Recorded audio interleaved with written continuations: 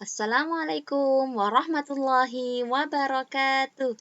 Selamat pagi anak-anakku semuanya. Alhamdulillah hari ini akhirnya kita bisa bertemu kembali walaupun tidak secara tatap muka, tapi insya Allah Ustazah akan selalu menyampaikan materi-materi pembelajaran pada kalian semuanya. Dan mudah-mudahan kita berharap masa pandemi ini segera berakhir dan kita bisa melaksanakan pembelajaran secara tatap muka bersama-sama.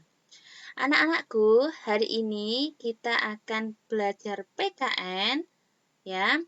Tapi alangkah baiknya kalau sebelum kita mengawali pembelajaran, marilah kita buka dengan membaca basmalah bersama-sama. Bismillahirrahmanirrahim. Mudah-mudahan Allah memberikan kemudahan kepada kita semua untuk melaksanakan pembelajaran pada hari ini. Amin. Tapi jangan lupa pula untuk klik like, share, dan subscribe.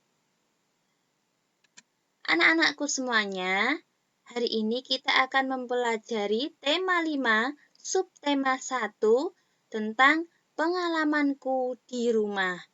Tentunya kalian sudah memiliki buku seperti ini semua ya. Kemarin sudah diambil bersamaan dengan rapotmu. Nah, nanti kalian buka, kalian pelajari, insya Allah semuanya ada di dalam buku ini. Bersama dengan juga buku LKS yang sudah kalian miliki. Tunggu. Nah, Ustazah akan menampilkan gambar ini. Siapa yang tahu gambar apakah ini? Ya, benar. Ini adalah gambar burung Garuda. Siapa yang tahu? Apakah burung Garuda itu? Ya, burung Garuda itu adalah simbolnya negara Indonesia. Lantas, saya akan bertanya, apa dasar negara Indonesia? Siapa yang masih ingat ya? Dasar negara Indonesia itu apa? Iya, dasar negara Indonesia itu adalah Pancasila. Jadi, dasar negaranya itu Pancasila dengan simbol burung Garuda. Nah, sekarang kita pelajari. Nah, Pancasila itu ternyata berasal dari dua kata, yaitu panca dan sila. Nah, panca artinya 5. Jadi 5. Panca itu 5. Kemudian sila artinya dasar atau aturan. Jadi panca artinya 5, sila artinya dasar atau aturan. Jadi bagaimana kalau kita gandeng menjadi Pancasila? Kira-kira artinya apa ya? Jadi Pancasila artinya 5 dasar atau aturan. Ya. Jadi dasar negara Indonesia itu adalah Pancasila. Semua aturan yang ada di Indonesia itu sudah dituangkan dalam Pancasila. Dan tentunya Undang-Undang Dasar 1945. Oke, jadi diingat-ingat ya, dasar negara kita adalah Pancasila dengan simbolnya burung Garuda. Nah, yang perlu kalian ingat lagi dan tidak boleh lupa itu tentang bunyi silanya. Orang Indonesia harus hafal Pancasila. Karena hanya ada 5 butir. Kalau 5 saja kalian tidak hafal, nah itu yang perlu dipertanyakan. Karena Pancasila itu sering diucapkan ketika kalian mengikuti upacara bendera. Sekarang Ustazah tanya, sila pertama, simbolnya apa ya kira-kira? Di kelas 1 itu sudah disampaikan, kemudian di kelas 2 semester 1 itu juga sudah disampaikan. Ayo, Siapa yang tahu simbol sila pertama? Ya, simbolnya bintang. Gambarnya seperti ini. Ya, lantas bunyinya apa? Bunyinya ketuhanan yang Maha Esa. Ingat-ingat ya, sila pertama simbolnya bintang, bunyinya ketuhanan yang Maha Esa. Itu ya.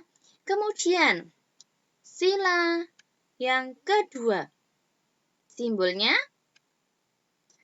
rantai. Gambarnya seperti ini. Lantas bunyinya kemanusiaan yang adil dan beradab.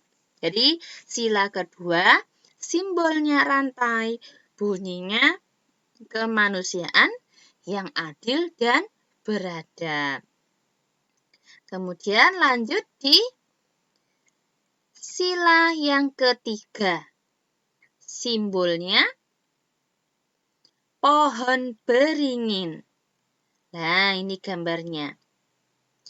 Kemudian bunyinya Persatuan Indonesia. Jadi sila yang ketiga ini bunyinya yang paling pendek.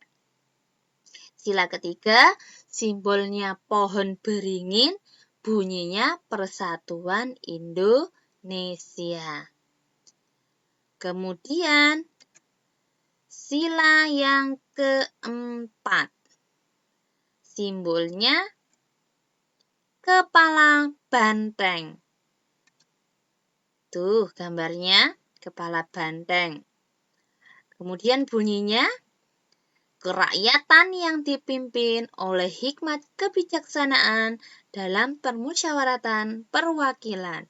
Jadi sila yang keempat ini bunyinya yang paling panjang. Kalau tadi yang ketiga yang paling pendek, yang keempat yang paling panjang. Dan biasanya anak-anak itu kesulitan ketika menyebutkan sila yang keempat. Tuh ya. Kemudian yang terakhir, sila yang kelima dengan simbol padi dan kapas. Gambarnya seperti ini. Tuh, bunyinya keadilan sosial bagi seluruh rakyat Indonesia. Jadi, sila yang kelima itu adalah sila yang terakhir, simbolnya padi dan kapas, bunyinya keadilan sosial bagi seluruh rakyat Indonesia. Jadi itu anak-anakku, 5 sila beserta simbolnya. Usahakan kalian ingat-ingat karena ini akan dipakai sampai kapanpun. Ya, nanti di kelas-kelas berikutnya itu akan dipelajari kembali. Oke. Kemudian contoh penerapan sila pertama Pancasila. Jadi contohnya seperti ini. Tunggu. Yang pertama ini gambar sholat berjamaah. Ini dilakukan oleh orang Islam, ya. Dari kita sendiri yang sering kita lakukan setiap hari ya. Kemudian yang kedua ini ketika akan makan dan sesudah makan berdoa terlebih dahulu. Ya, jangan lupa untuk berdoa. Jadi berdoa ketika melakukan aktivitas itu masuk dalam penerapan sila pertama. Kemudian gambar yang ketiga, ini ada agama Kristen, mereka melaksanakan ibadahnya di gereja. Jadi orang Kristen itu melaksanakan ibadahnya di gereja.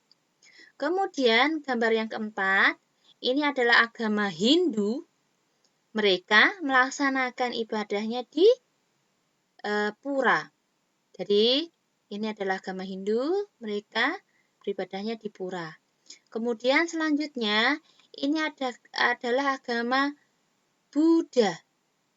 Agama Buddha melaksanakan ibadahnya di wihara. Ya. Kemudian yang terakhir, ini adalah agama Konghucu. Ya, mereka melaksanakan ibadahnya di kelenteng. Jadi, keenam gambar ini adalah contoh penerapan sila pertama Pancasila. Masih banyak lagi contoh-contohnya. Oke. Jadi, semua yang berhubungan dengan Allah, semua yang berhubungan dengan Tuhannya, maka itu masuk dalam penerapan sila pertama Pancasila. Itu nggih. Lanjutnya, nah, di Indonesia itu ada 6 agama, ya, dan itu sudah ada di Indonesia, sudah disahkan di Indonesia. Jadi ada agama Islam, Kristen Protestan, Katolik, Hindu, Buddha, dan Konghucu. Itu nggih, ada 6 agama. Kemudian contoh penerapan sila pertama yang kita lakukan di rumah. Nah, itu yang bisa kalian lakukan di rumah. Contohnya apa? Yang pertama, sholat berjamaah. Jadi, ketika kalian melaksanakan sholat, berarti kalian sudah melaksanakan sila pertama. Itu. Kemudian yang kedua, mengaji atau tilawah bersama keluarga. Jadi, ketika kalian mengaji, kemudian menghafal Al-Quran, kemudian melaksanakan tilawati, itu berarti kalian sudah melaksanakan penerapan sila pertama. Kemudian yang ketiga, berdoa sebelum dan sesudah makan bersama keluarga. Jadi, sebelum makan berdoa, sesudah makan juga berdoa. Ya, tapi tidak hanya makan, nggih. Jadi, semua aktivitas yang kita lakukan selalu diawali dengan doa, ya.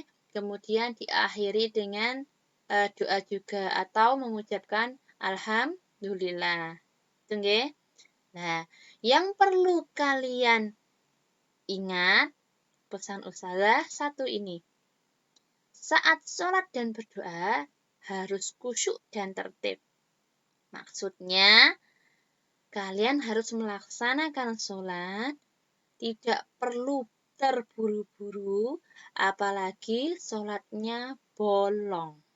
Ya, bacaan yang sudah kalian kuasai, yang kalian dapatkan dari sekolah, silahkan dipakai di setiap gerakan sholatmu. Jadi sholatnya tidak usah terburu-buru, apalagi tidak dipakai bacaannya.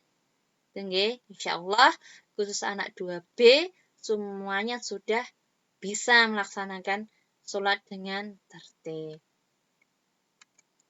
Nah, sekarang gantian kalian, tugas hari ini silahkan kerjakan LKS tema 5 halaman 19 sampai 21. Romawi 1, 2, dan 3. Oke? Langsung dikerjakan di LKS saja. Jadi tidak usah ditulis di buku tulis, nanti kalian tulis langsung di LKS-nya saja. Oke? Ustazah harap semuanya segera mengerjakan pada hari ini, tidak perlu ditunda-tunda. Kalau kalian menunda-nunda, nanti kalau besok sudah ada tugas lagi, maka tugas kalian akan menumpuk. Kasihan orang tuamu, ya, yang harusnya mendampingi belajar kalian karena sudah capek pulang dari kerja, kemudian tugas kalian menumpuk, nanti malah memberatkan orang tua kalian. Oke? Kalian harus mandiri, belajar sendiri, kerjakan tugasmu dengan sebaik-baiknya. Mungkin itu yang bisa Ustazah sampaikan pada hari ini. Semoga apa yang Ustazah sampaikan bisa bermanfaat untuk kalian semuanya dan kalian bisa memahami apa yang sudah Ustazah sampaikan pada hari ini. Sebelum kita tutup pembelajaran pada hari ini, marilah bersama-sama kita mengucapkan hamdalah. Alhamdulillahirabbil alamin. Semoga ilmu yang kita dapatkan pada hari ini bermanfaat untuk kalian semua. Akhir kata, Assalamualaikum warahmatullahi wabarakatuh.